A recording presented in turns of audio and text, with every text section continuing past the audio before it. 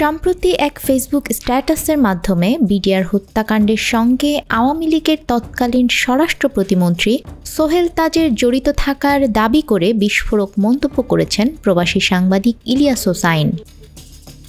এবার বিষয়টি নিয়ে নিজের অবস্থান নিয়ে নতুন চ্যালেঞ্জ ছুড়ে দিলেন সোহেল তাজ। সোমবার দুপুরে নিজের ভেরিফাইড ফেসবুক পেজে দেয়া এক পোস্টে তিনি এই চ্যালেঞ্জ দেন। সোহেল তাজ তার পোস্টে লিখেছেন, আমার চ্যালেঞ্জ প্রমাণ করো, না পারলে নাকে খত দিতে হবে।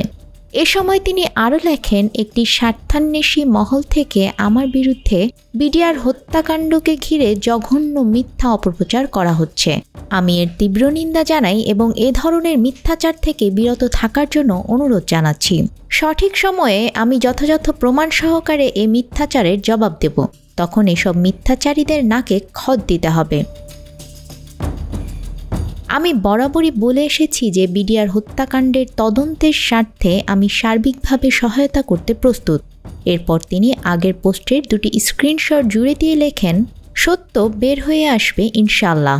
বাংলাদেশের শ্রেষ্ঠ সন্তান সেনাবাহিনীর মেরুদণ্ড ৫৭ জন সেনা অফিসার সহ ৭৩ জন শহীদ যারা পিলখানার সেই জঘন্য হত্যাযজ্ঞের শিকার হয়েছিল, তাদের পরিবারের জন্য অন্তত কিছু সান্ত্বনা হবে যদি সঠিক তদন্ত ও বিচারের মাধ্যমে তারা জাস্টিস পায়।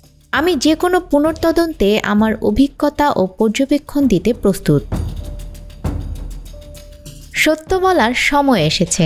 আপনারা যারা জেনে না জেনে বা বুঝে না বুঝে কোনো প্রমাণ ছাড়াই আমাকে নিয়ে পিলখানা হত্যাযজ্ঞের সঙ্গে জড়িত থাকার মিথ্যা অপপ্রচার করছেন, তাদের উদ্দেশ্যে বলবো, এ কাজটা ঠিক না। আমিও বাংলাদেশের সব বিবেকবান মানুষের মতো হতভম্ব হয়েছিলাম, স্তম্ভিত হয়েছিলাম।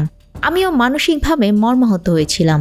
ভবিষ্যতে পুনর্তদন্ত হলে আমার অভিজ্ঞতা ও পর্যবেক্ষণগুলো বলতে চাই। বিশেষ দ্রষ্টব্য লিখে তিনি আরও লেখেন, আর যারা আতঙ্কে বা ভয়ে আছেন যে আমি কি আবার রাজনীতিতে আসছি কিনা, তাদের উদ্দেশ্যে বলবো, ডোন্ট ওরি, এই নোংরা পচা রাজনীতির ভাগ আমি নিতে আসবো না। এর জন্য আপনারাই যথেষ্ট।